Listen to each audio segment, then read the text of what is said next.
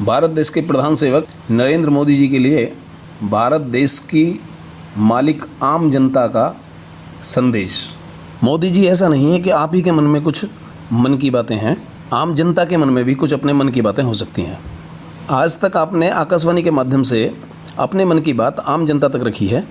इस बार हम चाहते हैं कि मन की बात के माध्यम से आप अपने मन की बात ना कहकर इस बार आप देश की मालिक आम जनता के मन की बात प्रोग्राम के माध्यम से अर्थात आकाशवाणी के माध्यम से आम जनता के सामने रखें और साथ ही आम जनता के मन की बात को स्वयं भी सुनें। साथ ही हम आम जनता से अपील करते हैं कि इस देश की मालिक आम जनता के मन की बात को जन जन तक, साथ ही मोदी जी तक पहुंचाने के लिए अधिक से अधिक शेयर करें। नई समाज संरचना हमारा कॉन्सेप्ट है, उसमें हम 3 सब्जेक्ट पर वर्क कर रहे हैं, प्रेम, पैसा और ताकत। तो प्रेम के लिए समाज का गठन है, पैसे के लिए नए व्यापार का गठन है और ताकत के लिए राजनीति का नया स्वरूप हमारे पास मतलब एक नए राजनीति का नया स्वरूप बता रहे हैं। तो फिर मैं उन तीनों के बारे में बताता हूँ कि अगर कोई प्रेम में चाहता है तो मतलब उसमें जब भी कोई क्राइम समाज के अंदर होता है तो उसकी सबसे पहले खबर किसे मिलती है? भाई समाज को मिलती है, सरकार को? समाज कोई मिलती है। हाँ, तो पहले जो है उसमें समाज ही जिम्मेदार है। मैं उसे उन्हें यही समझाने की कोशिश करता हूँ कि देखो, पहले ज्यादा जो जिम्मेदार है वो समाज है। तो समाज ही तो सरकार को सूचित करती है। हाँ, समाज सरकार को सूचित करती है और जब वो उसके जो जड़ होती है, मतलब जो बारीकी से जब वो पनपना शुरू होता है तो कायदे में समाज को तो ये भी पता लग जाए। मतलब समाज से मतलब कोई एक व्यक्ति से थोड़ी है। तो जिन लोगों से कोई भी अगर क्रिमिनल है वो भी उसके भी सलाहकार होते हैं और वो समाज के ही लोग तो होते हैं जो सलाहकार होते हैं। तो अगर हर एक आदमी अगर अपनी जिम्मेदारी को समझे तो जैसे ही वो पनपने शुरू हो रही है तो जब भी उसे समाप्त कर दिया जाए, उसमें वो समाज हित के लिए देखे भी इसके दुष्प्रभाव हमारे आने वाली पीढ़ियों पर भी तो पड़ेंगे, लेकिन वो उस समय मजा लेने के लिए वो उसे और उकसाता है उसे रोकने की बजाय। तो या उसके मन में कोई गलत विचार आया, चाहे आर्थिक क्राइम है और चाहे वैसा किसी प्रकार का भी क्राइम ले लो, जब क्राइम जब पनपता है तो सलाहकार तो क्रिमिनल के भी होते ही हैं। वे समाज के लोग तो होते हैं। तो जिम्मेदार सरकार तो बाद में है, पहले तो समाज है। तो कायदे में समाज का तो नवनिर्माण इसलिए होना चाहिए, मतलब समाज के नए समाज का जो गठन होना चाहिए वो तो इसलिए होना चाहिए कि हर व्यक्ति एक सिपाही के रूप में काम करे, हर व्यक्ति एक सामाजिक सिपाही बने, जब ही जाके समाज की समस्या हल हो सकती है। तो इसलिए तो हम नई समाज संरचना कर रहे हैं। दूसरे नंबर पे आता है मतलब पैसा। अब ये पैसा कोई भी एक व्यक्ति रातों रात लखपति करोड़पति बन जाता है। कैसे बन जाता है? अब बाबा रामदेव का यहाँ प्रोडक्ट बिकता है इंडिया में, तो मतलब पूरे इंडिया में कहीं भी अगर उसका प्रोडक्ट बिकता है तो उसका मुनाफा वहां पहुंच जाता है, हरिद्वार। अगर उसका प्रोडक्ट कहीं विदेश में, पाकिस्तान में बिकता है, चाहे अमेरिका में बिकता है, उसका प्रोडक्ट जहां भी कहीं बिकेगा और हरिद्वार उसका मुनाफा आता रहेगा। तो इसे क्या कहेंगे? ये पाइपलाइन तो बनी हुई है भाई। पाइपलाइन में वहां से वहां प्रोडक्ट बिका, लेकिन ऑटोमेटिक पैसा है यहाँ। तो ये हमने एक पाइपलाइन जो सिस्टम बनाया है, इसकी कटिंग करके, मतलब इसको खत्म करके, अब मान लिया हम इस तंत्र से लड़े, इसको मिटाने की कोशिश करें तो गलत है। हम इन पाइपलाइनों का फायदा उठाएं और ये पाइपलाइन किसी व्यक्ति विशेष की ना करके किसी समाज की कर दी जाए, मतलब पूरे समाज की कर दी जाए। तो इसमें जो हमारा समाधान है वो ये है कि एक ऐसे व्यापार का गठन करा जाए, ऐसी व्यापार संरचना तैयार की जाए जिसमें हम जो है समाज के लिए, मतलब उसका जो मुनाफा हो समाज का हो। तो सामाजिक संगठन, व्यावसायिक संचालन सामाजिक संगठन करें और वो जिम्मेदार लोग करें। सामाजिक फंड उसमें घोषित करा जाएगा कि हमारे सामाजिक संगठन में, सभी सामाजिक संगठन लग जाओ। मैं उसमें ये नहीं कह रहा कि मेरा संगठन काम करेगा, जितने भी इस दुनिया के अंदर संगठन है सारे काम करें, लेकिन समाज के लिए काम करें। उसका जो मुनाफा हो रहा है उसे सामाजिक फंड घोषित करें कि हमारे सामाजिक संगठन के पास में इतना सामाजिक फंड है। और ये हमने इस तरीके से व्यावसायिक गतिविधियों से करा, बिना किसी भीख दया दानी अनुदान के। भाई, आप कहीं से भी अपने घर का सामान खरीदते हैं, उसका मुनाफा किसी दुकानदार का होता है या किसी मतलब बड़ी ही कंपनी का होता है। चाहे आप बिग बाजार से ले रहे हैं, चाहे आप जितने भी बिग बास्केट है, आप जितने भी मतलब और प्लेटफॉर्म है जहां से आप सामान खरीदते हैं, तो उसका मुनाफा उन्हें पहुंच रहा। अब वही सामान तुम समाज से लो, मतलब अगर जो समाज, लेकिन सामाजिक स्टोर्स होंगे, सामाजिक इस प्रकार की व्यवस्थाएं होंगी, तो जब भी तो तुम समाज से लोगे जब समाज में ऐसा कुछ है ही नहीं, समाज कुछ करता ही नहीं है। तो जब समाज जो निकम्मापन है उसे, एक तो व्यवसायिक प्रणाली से दुनिया भर की बेरोजगारी खत्म होगी और उसमें समाज का फायदा होगा और समाज का सामाजिक फंड एकत्रित होगा। तो ये दूसरी व्यवस्था जो है नई व्यापार संरचना समाज की, ये दूसरी व्यवस्था है। तीसरी व्यवस्था राजनीति की। अब राजनीति में हमारा जो अपना सोच है वो ये है कि अगर सारे के सारे जितने भी दल हैं जो भी राजनीतिक पॉलिटिकल दल हैं, ये सारे दल खत्म कर दिए जाए, और तुम इसमें सीधा सीधा हमने जो इसमें कॉन्सेप्ट उन्होंने बताया है उसमें हम इस प्रकार से बता रहे हैं कि देखिए। देखो रुको, एक मिनट यहीं रुक जाओ। हाँ बताओ। देखो आपके पास जो हिंदुस्तान का कॉन्स्टिट्यूशन है, हाँ उसके हिसाब से आप लैप्स ऑफ एजुकेशन हो।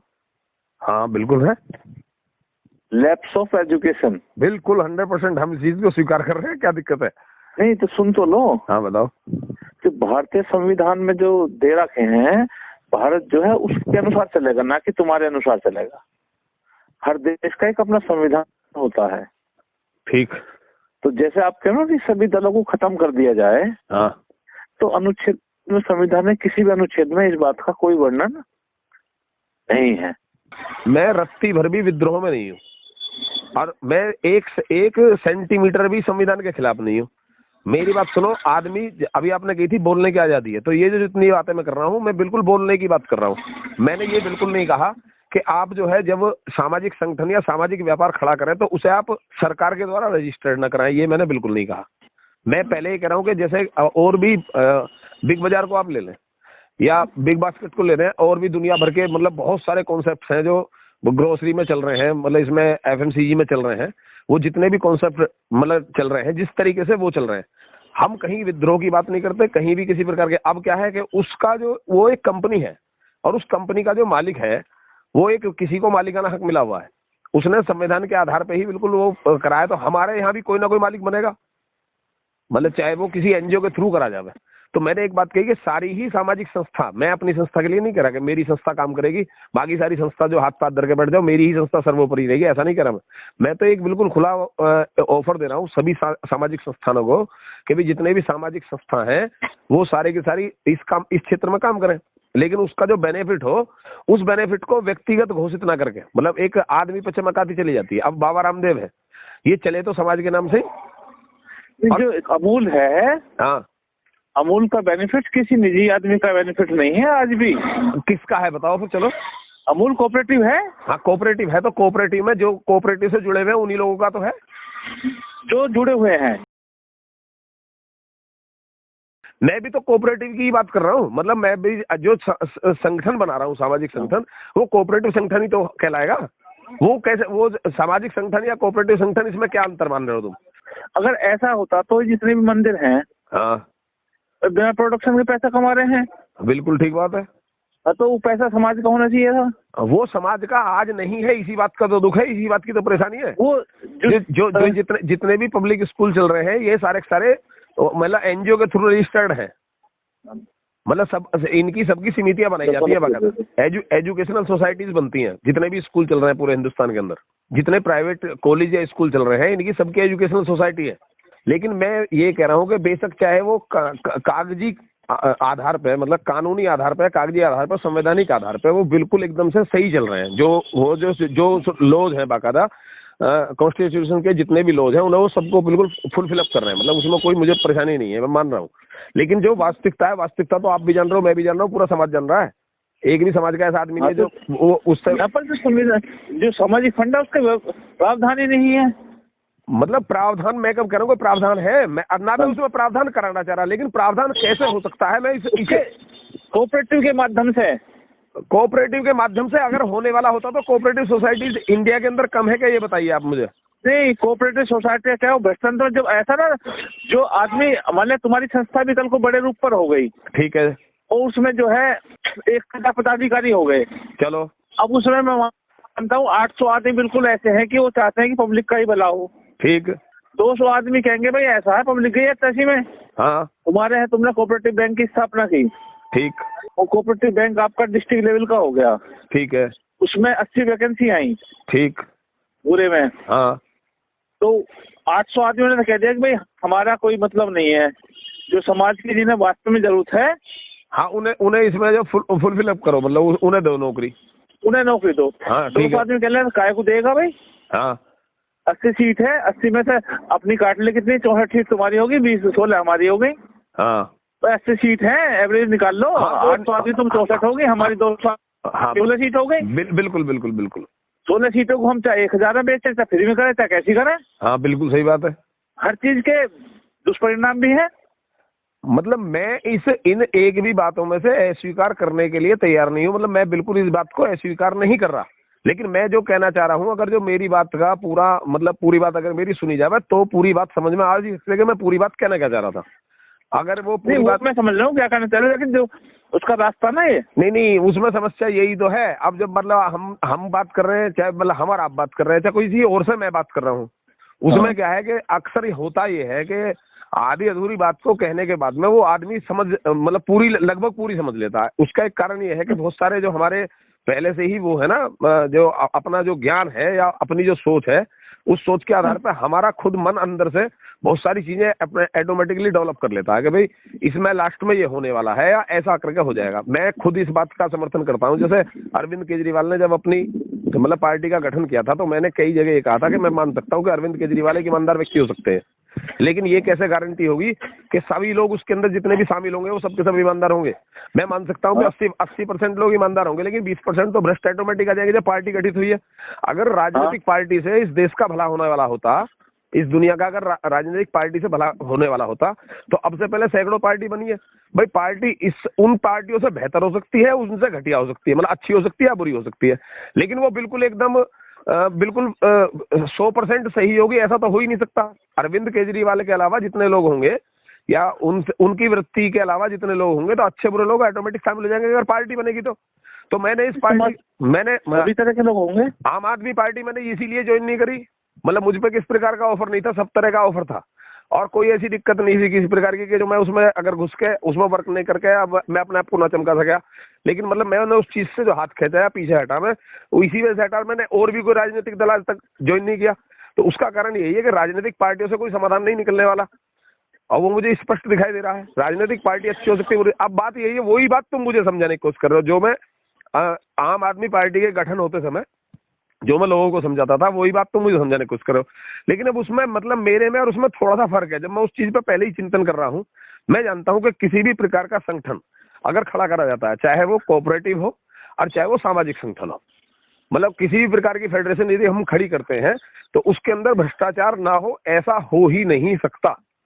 मैं ये नहीं करा कि जो मेरी परिकल्पना है उसके अंदर 100% जो है मतलब इसका निवारण हो जाएगा। बिल्कुल एकदम से हम लोग एक ऐसा संगठन दे देंगे, सामाजिक संगठन दे देंगे जिसके अंदर कोई भ्रष्ट होगा ही नहीं या कोई भ्रष्टाचार नहीं होगा।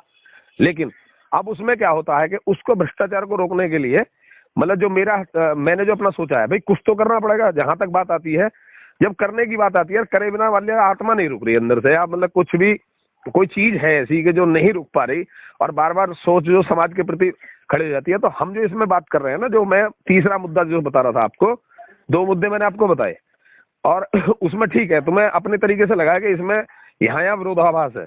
लेकिन जो तीसरा मुद्दा है राजनीति के बारे में, मैं कह रहा था कि भाई राजनीतिक दल खत्म करे जाए, लेकिन वो कैसे खत्म करे जाए सुन लो। राजनीतिक हमें ना तो किसी राजनीतिक दल को मिटाना, ना हमें उसके खिलाफ बोलना। राजनीतिक दल में अगर जान होगी तो राजनीतिक उसे प्रदर्शन करने का पूरा मौका दिया जाएगा। राजनीतिक दल तो बने हुए ही है। मेरे पास जो एक मतलब है राजनीति का जो नया स्वरूप है मेरा, ये है कि हमें आज तक जितने भी जो चाहे तो दल के व्यक्ति हो चाहे निर्दलीय व्यक्ति हो, वो लोग क्या करते हैं आज की डेट में, जो चुनाव की जो व्यवस्था बनी हुई है वो इस प्रकार की है कि पहले अपना शक्ति प्रदर्शन करो, खूब अच्छे तरीके से पैसा लुटाओ और पैसा लुटाने के बाद में चमक धमक पैदा करो, प्रचार प्रसार पर दुनिया भर का पैसा खर्च करो, लोगों को हिप्नोटिज्म करो और उसके बाद में उन्हीं की वोटों से जीत के और उन्हीं पे फिर शासन करो। ठीक है, अब वर्तमान व्यवस्था ये है, उसमें हमने जो है दूसरा कॉन्सेप्ट डिजाइन किया है कि हम किसी से भी हिप्नोटिज्म ना होके, मतलब हम किसी के द्वारा भी सम्मोहित ना होके हम लोग क्या करें कि जैसे राजनीति में हम ये नहीं करें कि संवैधानिक रूप से, जो मैं कह रहा हूं ये संवैधानिक रूप से होना चाहिए, बिल्कुल नहीं होना चाहिए। संविधान जैसा खड़ा है वो वैसा का वैसा ही खड़ा रहे और संविधान में परिवर्तन की मुझे कोई आवश्यकता नहीं है, केवल जन जागृति की आवश्यकता है मुझे, केवल हम लोग जागरूक हो जाए। संविधान जैसा है, जब उसी संविधान का दूसरे लोग फायदा उठा सकते हैं, तो क्या उस संविधान का समाज फायदा नहीं उठा सकता? उसके उन्हीं बायलॉज का जिन धाराओं के अंतर्गत कोई दूसरा व्यक्ति फायदा उठाता है, उन्हीं धाराओं का हम लोग फायदा नहीं उठा सकते क्या? मैं तो पहले ये बात कह रहा हूं कि हम भी खुद उतने ही भ्रष्ट होंगे जितने दुनिया में लोग हैं, लेकिन जो उन्होंने अपनी पाइपलाइन, अब जैसे बाबा रामदेव ने अपनी पाइपलाइन तैयार करी, तो हम वही पाइपलाइन बिल्कुल वैसी की वैसी, मेरा अगर मेरी बात को अगर उसमें समझना चाहते हो, वाकई में दिल से समझना चाहते हो, तो एक छोटी सी कहानी है एक गांव में एक मंदिर था जो बिल्कुल जर्जर हो गया, उसमें लोग पूजा करने के लिए जा रहे तो दिखाई दे रहा है कभी भी ढह के गिर सकता है। अब बात आई कि इसे तोड़ दिया जाए। सब बोले भाई भगवान का मंदिर इसे कैसे तोड़ेंगे हम, पूजा स्थल था या मंदिर था कुछ भी मान लो उसे, तो इस पर तो हथौड़ा कोई नहीं चलाएगा। अब कुछ समझदार लोगों ने, कुछ लोग तो ये कह गए भाई हम तो नहीं तोड़ सकते, हम तो इतना बड़ा पाप नहीं कर सकते, हम तो हथौड़ा इस पे नहीं चला सकते क्योंकि भगवान का मंदिर है, हम तो इसमें बिल्कुल नहीं करेंगे। अब उसके जस्ट सामने कुछ समझदार लोगों ने बिल्कुल वैसा का वैसा ही एक मंदिर बना दिया। भैया जिसे पूजा उसमें करनी है वो उसमें जाके कर ले, और बाकी जिसको ठीक लगे वो हमारे इस मंदिर में, नए मंदिर में आके कर ले। आहिस्ता आहिस्ता सब लोग नए मंदिर में आने लगे और वो अपने आप ही ध्वस्त हो गया, वो तो गिरना था ही था। तो लोगों के जो दुर्घटना होने वाली थी वो दुर्घटना होने से बच गई। मैं जो भी वर्क करना चाहता हूँ, जो मैं समाज के लिए काम करना चाहता हूँ, मैं बिल्कुल संविधान के खिलाफ जाके नहीं करना चाहता। मैं बिल्कुल जैसे जैसे संविधान चल रहा है, संविधान के बिल्कुल उस संविधान के तरीके से चल के, बिल्कुल उसी के समकक्ष चल के, उसी के साथ साथ चल के, और हम दूसरा स्वरूप पैदा करना चाहते हैं। हमारा राजनीति का जो नया स्वरूप कहता है वो ये कहता है कि हर गांव में कमेटियां गठित हो, मतलब समाज का विस्तार तो जैसे मैं बताता हूँ वैसे ही होगा। मतलब चारों माही से अपने, जैसे हम ग्राम प्रधानों से संपर्क कर रहे हैं, वार्ड मेंबर से संपर्क कर रहे हैं, तो वो हमारा पहले एक नई समाज रचना के पहले मेंबर, सामाजिक सदस्य तो तैयार हो पूरे हिंदुस्तान के अंदर। अच्छा, जब सामाजिक सदस्य तैयार हो गए तो हम एक अध्यादेश जारी करा सामाजिक स्तर पर, बिना किसी पार्टी के। हमने कोई राजनीतिक दल नहीं बनाया, हमने एक अध्यादेश ये जारी करा सामाजिक स्तर पर, एक मतलब फरमान कह दो उसे, क्या कहते हैं जो मोमडन से जारी करते हैं अपनी मस्जिद से, फतवा। एक फतवा जारी कर दिया, फरमान जारी कर दिया, या एक अध्यादेश जारी कर दिया, या एक बात सामाजिक स्तर पे कह दी गई कि देखो सब लोग जो, क्योंकि ये अनपढ़, गंवार और क्रिमिनल लोग आ जाते हैं राजनीति के अंदर, हमारी वोटों को लेकर, हमारी वोटों के माध्यम से ये क्रिमिनल लोग इसके अंदर घुस जाते हैं, और घुसने के बाद में हमें ही परेशान करते हैं, हमें ही सताते हैं, हमें ही लूटते हैं। तो उसके लिए क्या करना, हमें किसी भी राजनीतिक दल के किसी भी मेंबर को वोट ना देके हमें एक योग्य व्यक्ति चाहिए। भाई हम चुनाव के खिलाफ नहीं जा रहे, हम ये नहीं करे चुनाव बंद कर दो, हम ये भी नहीं करे राजनीतिक दल बंद कर दो। राजनीतिक दल जो हरकतें कर रहे हैं वो बिल्कुल वैसी ही करती रहे, जैसे उन्हें चुनाव लड़ाना वो तो वैसे ही लड़ा, हम उनसे यही नहीं करेंगे तुम इसमें कोई परिवर्तन करो।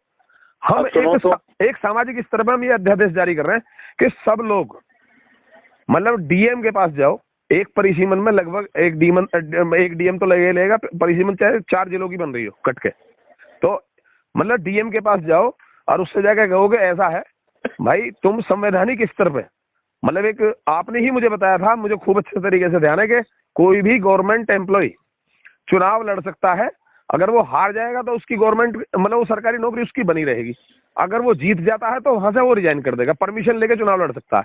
परमिशन लेके चुनाव लड़ सकता है, हाँ। तो डीएम परमिशन लेगा बाकायदा, क्योंकि वो समाज का नौकर है, डीएम जो है वो समाज का नौकर है, वो परमिशन लेगा गवर्नमेंट से कि मैं ऐसे ऐसे चुनाव, जनता मुझे चुनाव लड़ा रही है, मैं चुनाव लड़ना चाहता हूँ, अगर हार जाऊंगा तो मतलब वो रहेगा ही, ऑटोमेटिक रहेगा पद पे, वो जो भी फॉर्मेलिटी होती है वो सारी फॉर्मेलिटी डीएम पूरी करेगा। अब क्या है, मतलब एमपी पद के लिए मतलब डीएम उच्च अधिकारी, मेरा कहने का मतलब है जो भी उच्च अधिकारी होते हैं, एक तो एक क्रिमिनल नहीं होते। पहली बात, क्रिमिनल होंगे तो सरकारी नौकर कैसे बन जाएंगे?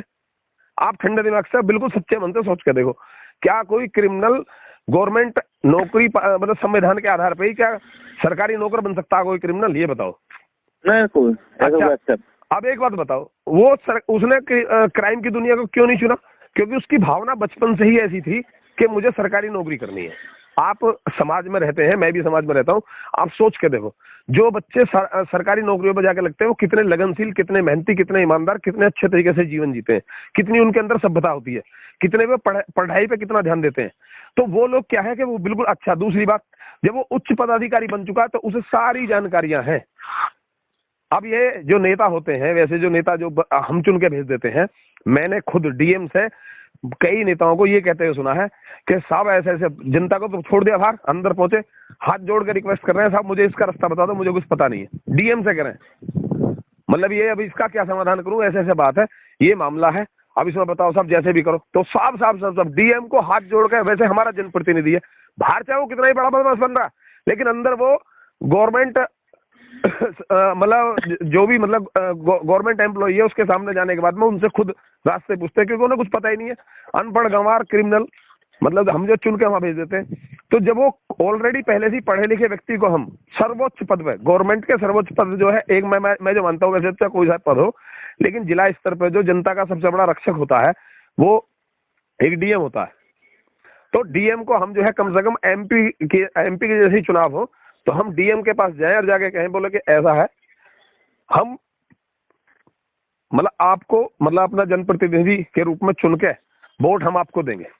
सुनो दूसरी बात, हाँ बिना ठोस आधार लिए हाँ कोई भी डीएम जो इतना बड़े रैंक पर पहुंचा हुआ है, एक साल में 80-90 डीएम बनते हैं ठीक, पूरे भारत में से। ठीक ठीक है ना, जनरल की रैंक जो होती है हाँ हाँ वो जो जिनके बच्चों की मेरिट 1 से 90 मेरिट आती है वो जनरल के वो बनते हैं, हाँ ओबीसी के 150 तक बनते हैं, SC ST के 400-450 तक बनते हैं, ठीक, जिनकी 400-450, तो करीब 150 करीब पोस्ट होती हैं हाँ आरक्षण के आधार पर। तो 150 एक साल में एमपी होते हैं 543, ठीक 541 में चुनाव होता है। हाँ तो ये 150 तो उनसे कई गुने योग्य हैं हाँ बिल्कुल है, पूरे भारत से।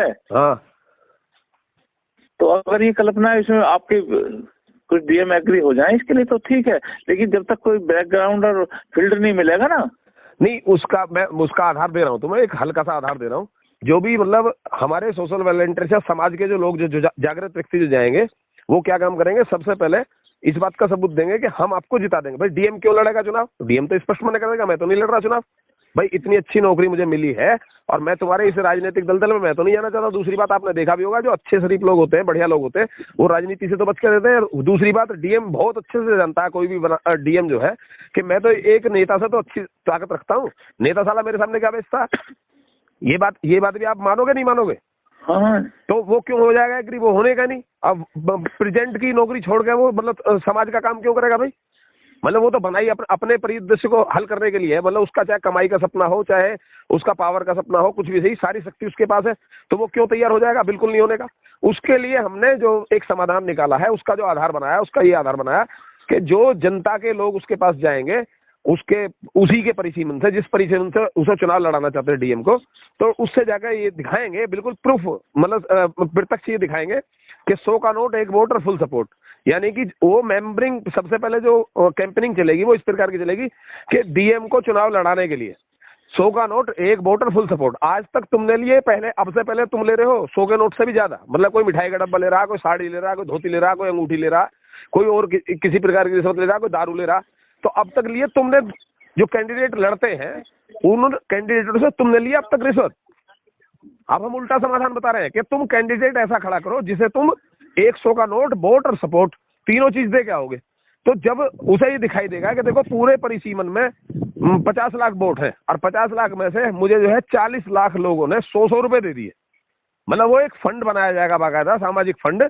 उस सामाजिक फंड का जो मालिक होगा वो पहले ही घोषित कर दिया जाएगा कि आप इसके मतलब वो है, अगर आप हारते हैं तो ये रुपया आपकी मर्जी से खर्च होगा।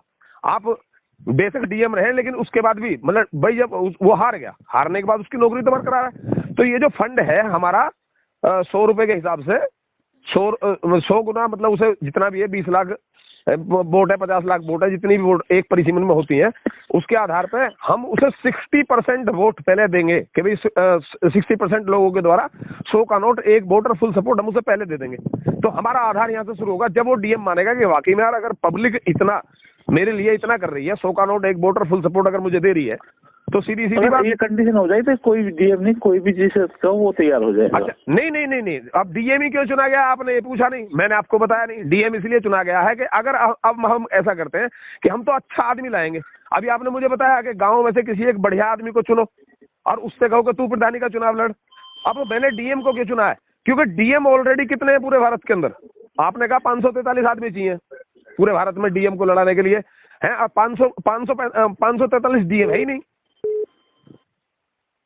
इतना है आपको जानकारी का? है, ज्यादा है। ज्यादा कैसे है? ऐसा डिस्ट्रिक्ट है ना, डिस्ट्रिक्ट जितने डिस्ट्रिक्ट उतने ही है। हाँ, जितने डिस्ट्रिक्ट है तो उससे इससे ज्यादा है। हाँ, फिर तो ठीक है। अगर मतलब मुझे किसी ने ये बताया था कि डीएम कुछ कम है, 2-4 डीएम कम है, डिस्ट्रिक्ट वो डिस्ट्रिक्ट कम है, परिसीमन ज्यादा है। डिस्ट्रिक्ट ज्यादा है। अच्छा, डिस्ट्रिक्ट ज्यादा है। मुझे बताया था कि लोक सेवा के परिसीमन ज्यादा है और डिस्ट्रिक्ट कम है। तो सीधी बात है। अच्छा, अब क्या होता है, वर्तमान डीएम को बनाएंगे। अगर हम ये कहते हैं भूतपूर्व डीएम को बनाएंगे तो भी लफड़ा है भाई। दुनिया भर के भूतपूर्व डीएम पड़े, फिर उनमें चुनाव कैसे होगा? मैंने चुनाव की प्रक्रिया को खत्म करने के लिए मतलब हम चुनाव का ऑप्शन ही ना छोड़े, मतलब जितनी परिसीमन से उतने ही डीएम ऑलरेडी है। अब माने सपोज करो इन डीएम में से अगर ज्यादा है तो 10-5 डीएम कम हो जाएंगे, मतलब ऑलरेडी मना कर देंगे चुनाव लड़ने के लिए। तो इस प्रकार से पूरे हिंदुस्तान के अंदर एक क्रांति खड़ी करी जाए, और अगर मतलब 100 का नोट एक वोटर फुल सपोर्ट देने के नाम पे, उसको ये तो हमारा आधार होगा। अब वो खड़ा हो गया। अब क्या होता है कि निर्दलीय चुन के गए, ये किसी दल से नहीं गए, हम अपनी, क्योंकि हम अपना दल बना ही रहे, अपने दल को हम रजिस्टर्ड ही नहीं करा रहे। तो इसमें जो सबसे बड़ा प्लस पॉइंट है वो ये है कि जब वो आदमी जाएगा, मतलब निर्दलीय चुना हुआ व्यक्ति जब जाएगा, तो वो जैसा हम कहेंगे, अब हमारे बायलॉज पे जगह पहले हम उसे वो ये दे फरमान बना के, मतलब इन मुद्दों पे तुझे जो है हमारा वो दे के एजेंडा, मतलब इस एजेंडे पे तुम चुनाव लड़ोगे, ये तुम हमारी समस्या ये समाधान करोगे सामाजिक स्तर पर। तो सबसे पहला जो समाधान होगा वो ये होगा कि संविधान संशोधन तब होगा, मतलब वो फिर सरकार बनेगी उन लोगों की। और उसमें क्या है, अब मैं तुम्हें एक बात और बता दूं, प्रधानमंत्री तो घोषित करना पड़ेगा पहले ही, कोई जरूरी नहीं है, कोई जरूरी नहीं है, लेकिन हम पहले ही घोषित करके चल रहे हैं। अब जैसे मोदी है, मोदी की लहर चल रही है, तो हम मोदी को मना नहीं कर रहे, हम कह रहे हैं मोदी को ही प्रधानमंत्री बनाएंगे। हम ये पहले ही अनाउंस कर रहे हैं कि मोदी ही प्रधानमंत्री रहेंगे। अब बात आती है हिंदू मुस्लिम के समझने की कि भाई मतलब मुसलमान, इसमें मुसलमान फुल सपोर्ट करेगा क्योंकि वो जानता है कि अब बीजेपी का नहीं रहा मोदी, अब मोदी जो हो गया वो समाज का हो गया। इसमें उल्टा मुसलमान भी पूरी सपोर्ट करेगा। हम किसी भी योग्य व्यक्ति को, अब देश में कितने आदमी ऐसे तुम मान रहे हो जो प्रधानमंत्री बनने लायक है? 50 आदमी है, 50 आदमी है, तो उनमें से किसी एक आदमी का नाम घोषित करेंगे, जो भी बढ़िया आदमी होगा भाई ये जो हमारी तरफ से ये बनेगा, मतलब पहले ही घोषित करके चलेंगे। अब मान लिया जैसे कि ये बात तो कुछ बातें माननी पड़ेंगी कि मोदी ने काम अच्छे करे हैं, तो उन सब चीजों को देखते हुए हम अगर इस आने वाले लोकसभा चुनाव में ऐसा करने में कामयाब होते हैं तो हम मोदी को ही घोषित करेंगे कि मोदी ही प्रधानमंत्री रहेगा, लेकिन वो बीजेपी का नहीं, वो समाज का होगा। इस तरीके से हमारा ये राजनीति का जो नया स्वरूप है वो बिल्कुल इस तरीके का है। अब इसमें कितने फायदे होंगे ये भी देखो। मैं ये कहना, मतलब अगर जो सपोज करो डीएम ही लोकसभा का चुनाव आने वाले समय में, मतलब हमने कॉन्स्टिट्यूशन में कोई परिवर्तन नहीं करा, कहीं से कोई भी निर्दलीय खड़ा हो सकता। पहली बात, जितनी पार्टियां सब जैसा चुनाव लड़ती आ रही है वैसे के वैसे ही चुनाव लड़ती रहे, हम किसी को नहीं रोक रहे, हम किसी पार्टी के खिलाफ बोल ही नहीं रहे। हमने क्या करा, हमने पहले ही अपना एक जो लोकसभा का हमारा जो मतलब कैंडिडेट है वो पहले ही चुनकर घोषित कर दिया है। सीधी बात है भैया, जो डीएम बनेगा। अब दौड़ लोकसभा के चुनाव में चुनाव लड़ने की दौड़ नहीं रही, आने वाले समय में दौड़ रहेगी डीएम बनने की, कि भाई डीएम बनो तभी मतलब तुम जो है अपने आप ऑटोमेटिक लोकसभा के लिए समाज तुम्हें समर्थन दे सकता है। ठीक है, तो अब उसमें क्या है, पढ़ने की वृत्ति जागेगी, अच्छे काम करने की वृत्ति जागेगी, क्राइम रुकेगा अपने आप ऑटोमेटिक। जो भी अब राजनेता, क्या कोई भी एक गुंडा राजनेता बन सकता है? तो राजनेता, गुंडों को राजनेता बनने का जो रास्ता है, गुंडों के द्वारा जो इजी वे है राजनीति में कूद जाने का, ये रास्ता बंद करने की प्रक्रिया है ये सारी सारी। मगर इस बात को ठंडे दिमाग से सोचा समझा जाए तो ये केवल इतना प्रोग्राम है कि ऑटोमेटिक सामाजिक संगठन के तो हो नहीं पाया, जब तक सामाजिक संगठन पूरा स्ट्रक्चर नहीं खड़ा होगा जब तक हो नहीं पाएगा। तो सामाजिक संगठन खड़ा होने में क्या, आज के डेट में टेक्नोलॉजी का जमाना है, होने के लिए हो सकता है, बहुत सारे रास्ते हैं, इसमें कोई दिक्कत नहीं है। क्रांति तो कहाँ से कब किसकी चल जाए कुछ नहीं पता। हिंदुस्तान के किसी भी गांव से खबर आई मेरे पास, और वो कह रहा है व्हाट्सएप से आई या फेसबुक से आई या मतलब ट्विटर से आई, किसी भी सोशल मीडिया के माध्यम से मेरे पास एक खबर आई कि देखो जी मैं आपकी बातों से प्रभावित हूं, मैं आपके साथ काम करना चाहता हूं, लेकिन समस्या ये है कि और तो लोग नहीं जुड़ रहे, मतलब मैंने कही है तो मेरे साथ तो नहीं आ रहे। और उसी गांव से मुझ पर कोई दूसरा आदमी भी यही बात कर रहा, फिर उसी गांव से तीसरा आदमी मुझसे यही बात कर रहा, तो ऑलरेडी 3 आदमी तो मेरे पास है। तो मैंने इसमें क्या योजना बनाई थी, मेरा एक प्लस पॉइंट इसमें ये भी, हम एक ऐसा माध्यम बनाएंगे कि जैसे किसी भी एक पिन कोड, हर एक में जो हमारा जो डाकखाना होता है, हर डाकखाने का अलग पिन कोड होता है, तो हमारा मतलब जो जगह जगह पिन कोड्स चेंज होते चले जाते हैं। हाँ, जिला भी ऐसा कहीं को, लेकिन पिन कोड चेंज हो जाते हैं। तो पिन कोड हमारा एक बहुत बड़ी ताकत है। किसी भी पिन कोड से 100 एप्लीकेशन मेरे पास आ जाती हैं। तो हमें इसमें आपसे क्या चाहिए, जैसे कोई भी व्यक्ति हमारे इस पूरे प्रोग्राम से जुड़ना चाहता है तो उसे क्या करना है, 100 का नोट, 1 वोटर, फुल सपोर्ट और डंके की चोट और मिटा के मन के सारे खोट। इस नीति के साथ में, मतलब मिटा के मन के सारे खोट, डंके की चोट, 100 का नोट, 1 वोटर, फुल सपोर्ट आप हमें दें और आपके पैसे हमारे यहाँ जमा हो गए। किस नंबर पे देंगे? 750 555 और 2155। मेरे लिए ये नंबर मैंने जारी कर दिया, 7505552155। इस नंबर पे मतलब कोई भी आदमी पेटीएम कर दे, गूगल पे कर दे, मतलब किसी भी प्रकार के मतलब पेमेंट, ऑनलाइन पेमेंट कर दे और अपनी डिटेल मुझे व्हाट्सअप कर दे। कि मैं ये आपके यहाँ 100 रुपये भेज रहा हूँ, अगर उस पिन कोड से जिस दिन 100 व्यक्ति इकट्ठे हो गए तो कितने रुपए इकट्ठे हो गए? 10,000। 10,000 रुपये इकट्ठे हो गए। मैं उस पिन कोड पे जाऊंगा जिस पिन कोड से मेरे पास में 100 लोगों ने एप्लीकेशन दी है, मैं उस पिन कोड में जाऊंगा, अपनी गाड़ी से जाऊंगा, अपने खर्चे से जाऊंगा, किसी का 1 रुपया नहीं रखूंगा। वो जो 10,000 रुपये तुम्हारे इकट्ठे हुए हैं, उन 10,000 रुपये को मैं वापस तुम्हारे यहीं जाकर जमा करके पूरे सिस्टम से तुम्हें जोड़ के पूरा सिस्टम तुम्हारा खड़ा करके तुम्हें दे आऊंगा। क्योंकि तुम अकेले नहीं कर सकते, लेकिन तुम इसे मोटिवेट कर सकते हो। इसको आगे फैलाने के बाद में लोगों तक अपनी राय पहुंचा सकते हो, अपने एक विचारधारा को आगे फैला सकते हो। फैलाने के बाद में जो भी मुझसे संपर्क करेगा, तो ये मत सोचोगे यार ये कैसे बढ़ेगा, ये तो बढ़ने में तो मिनटों का। अब हम सोशल मीडिया से जुड़े हुए, डिजिटल वर्ल्ड है, डिजिटल दुनिया में हम लोग जी रहे हैं। रातों रात मतलब सोशल मीडिया से हमारे विचार जो है वायरल हो सकते हैं और पहुंच सकते हैं। तो जो भी लोग इसको इम्प्लीमेंट करना चाहते हैं, वो 100 का नोट, 1 वोट, फुल सपोर्ट और मिटा के मन के सारे खोट, डंकी की चोट हमें दो, और बस उसके बाद में उनका काम शुरू। 750 555 2155 सीधा नंबर हो गया, इस पर व्हाट्सएप करो। ये जो प्रक्रिया है ये सही मायनों में उन लोगों के मुंह पर तमाचा है जो लोग मनोबलिष्ठ हैं, अपने मन माने मन चाहे मन गढ़ंत विचारों में घिरे हुए हैं, और वैसे ऊपरी सतह से वो दिखाते हैं कि हम आप लोगों के बिल्कुल पूरी तरीके से साथ हैं, कंधे से कंधा मिला के हम आपके साथ हैं, लेकिन साथ देने के लिए तैयार नहीं है। समाधान का या समस्या का किसी भी चीज़ का हिस्सा बनने के लिए तैयार नहीं है, आगे बढ़कर कंधे से कंधा मिलाकर चलने के लिए तैयार नहीं है। उन लोगों के मुंह पर सीधा तमाचा है। उनके पास में जो सबसे बड़ा बहाना होता है वो ये होता है कि जी मैं तो तैयार हूँ, मैं तो पूरी तरीके से आपके साथ हूँ, लेकिन समस्या ये है कि और कोई लोग तैयार नहीं हो रहे, और कोई मेरे साथ नहीं आ रहा जी। ये सबसे बड़ी समस्या आ रही है। वरना अगर सब लोग साथ दें मैं तो बिल्कुल तैयार हूँ। तो मैंने उसकी काट में ये बताया है कि ऐसा है, जो तुम्हारा साथ दें या तुम्हारे साथ मिल के चलें, ऐसे बहुत सारे लोग हैं, और हम तुम्हें उनको जो है आपस में मतलब आप लोगों को आपस में मिलवाने का काम हम करेंगे। आप इस बात की चिंता छोड़ दो कि आपके कहने से कोई लोग तैयार हो सकता है कि आपकी वृत्ति ऐसी हो कि आपके कहने से तो कोई वैसे भी तैयार ना हो। तो इसलिए तुम अगर वास्तव में समाज, देश, दुनिया, इस धरती का भला चाहते हो, समाज व्यवस्था तंत्र का यदि साथ देना चाहते हो, और तुम यदि वाकई में इस देश, दुनिया, धरती के लिए कुछ करना चाहते हो, तो बस सीधे सीधे तुम पहले सबसे पहला कदम उठाओ कि स्वयं हमारे साथ आ जाओ। 100 का नोट, 1 वोट, फुल सपोर्ट, डंके की चोट और मिटा के मन के सारे खोट, हमारे साथ आ जाओ।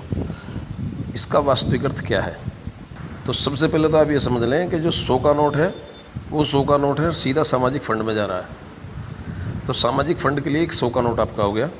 उसके बाद है 1 वोट। 1 वोट का मतलब ये है कि जी कभी समय आएगा और समाज व्यवस्था तंत्र का जहाँ भी कहीं संकेत या जहाँ भी कहीं अध्यादेश, विचारधारा की प्रचार प्रसार की जो सामग्री है, ऑडियो वीडियो हैं, इसका प्रचार प्रसार ज़्यादा से ज़्यादा आप लोग करें तो ये आपकी फुल सपोर्ट है। ऑडियो वीडियो को लाइक करें, जन जन तक पहुंचाने के लिए शेयर करें, और चैनल को सब्सक्राइब करें, यही आपकी फुल सपोर्ट है। अब बात आती है डंके की चोट। देखो, जब आप समाज व्यवस्था तंत्र से जुड़ते हैं, समाज व्यवस्था तंत्र के साथ खड़े होते हैं, तो समाज व्यवस्था तंत्र आपको कई प्रकार के सम्मान प्रपत्र, कई प्रकार के प्रशस्ति पत्र, सम्मान पत्र एवं कई प्रकार के अन्य सामग्री प्रचार प्रसार हेतु देता है। आपके मान सम्मान में प्रचार प्रसार हेतु देता है। तो आप उसे छुपा कर ना रखें, आप उसे ऐसे स्थान पर रखें, आप अपनी बैठक में रखें, या आप अपने कहीं गेट पर कोई स्टिकर उसे गेट पर चिपकाएं। मतलब वो ऐसी जगह रखें जो लोगों को दिखाई दे, जन जन तक उसका मतलब उसका सही सदुपयोग हो और वो जन जन तक पहुँचे, और लोग उसे देखकर हम लोगों से जुड़ने के लिए ज़्यादा से ज़्यादा प्रेरित हों और लोग हमसे जुड़ें। और आप सरेआम ये कहें कि मैं समाज व्यवस्था तंत्र के साथ हूँ और मैं मतलब जुड़ा हुआ हूँ, तो आप उसे छुपाएं ना। क्योंकि आप ये सोचें कि भाई हमारी अन्य किसी राजनीतिक दल से जिससे हम जुड़े हुए हैं, अन्य किसी समूह से जो हम जुड़े हुए हैं, वहाँ हमारी कोई बात ख़राब हो जाएगी या वो लोग बुरा मान जाएंगे, तो आप फिर ना जुड़ें। क्योंकि समाज व्यवस्था तंत्र का एक कहना और है कि यहाँ मजबूर नहीं मजबूत लोगों की आवश्यकता है। समाज व्यवस्था तंत्र को खड़ा करने के लिए मजबूर नहीं मजबूत लोगों की आवश्यकता है। तो यदि आप ऐसे व्यवस्था से घिरे हुए हैं कि आप किसी अन्य समुदाय से जुड़े हुए हैं, किसी राजनीतिक दल से जुड़े हुए हैं, या किसी अन्य एनजीओ से जुड़े हुए हैं, या अन्य किसी प्रकार के भी संगठन से जुड़े हुए हैं, और आप मजबूर हैं कि हमारी प्रचार प्रसार सामग्री को आप सरेआम चिस्पा नहीं कर सकते, आप उसे स्पष्ट रूप से किसी के सामने प्रस्तुत नहीं कर सकते, आप हमारा प्रचार प्रसार नहीं कर सकते, तो आपसे ये रिक्वेस्ट की जाती है, आपसे ये विनती की जाती है, आपको एक क्लियर करके ये सलाह दी जाती है कि आप समाज व्यवस्था तंत्र के साथ ना खड़े हों, और आप जिस प्रकार से डर के जीवन जी रहे हैं उसी प्रकार से आप डर कर ही जीवन जीते रहें। और यदि आप हमारे सामग्री को, हमारी विचारधारा को बिल्कुल खुलकर सपोर्ट कर सकते हैं, तो इसी का है डंके की चोट। ठीक है जी। अब आता है मिटा के मन के सारे खोट। तो मन के खोट में हमारा मतलब, हमारी विचारधारा से ये है कि आप इसे किसी भी संकीर्णता में ना खींच कर ले जाएं। इस विचारधारा को आप किसी भी प्रकार की संकीर्णता में खींच कर ना ले जाएं। आप इसे किसी क्षेत्र, किसी विशेष धर्म, जाति या समुदाय का ना बनाएं। आप इसे किसी वाद में ना घसीटें। आप इसे बिल्कुल समाज, देश, दुनिया, धरती के हित के लिए तैयार की गई कार्य योजना ही रहने दें, और आप इसमें लोगों को ज़्यादा से ज़्यादा प्रेरित कर समाज, देश, दुनिया, धरती के हित की ही योजना बताएं। इसे किसी जाति विशेष या किसी धर्म विशेष या किसी विशेष समुदाय या किसी विशेष वाद से ना जोड़ें। यही आपके द्वारा मिटा के मन के सारे खोट, अर्थात अपने मन से सारी राजनीति को बाहर फेंक दें और पूरी राजनीति को निकाल दें। यही आपके द्वारा मिटा के मन के सारे खोट। इसका अर्थ यही है कि आप अपने मन में किसी भी प्रकार के क्लेश, किसी भी प्रकार की कलह, किसी भी प्रकार की राजनीति, किसी भी प्रकार की रणनीति को आप बिल्कुल मिटा दें, और मिटा के मन के सारे खोट। तो ये जो अंदर जिस प्रकार के भी खोट आपके मन में हैं, उन सब खोटों को मिटाकर आप इसे पूरी कर दें सपोर्ट।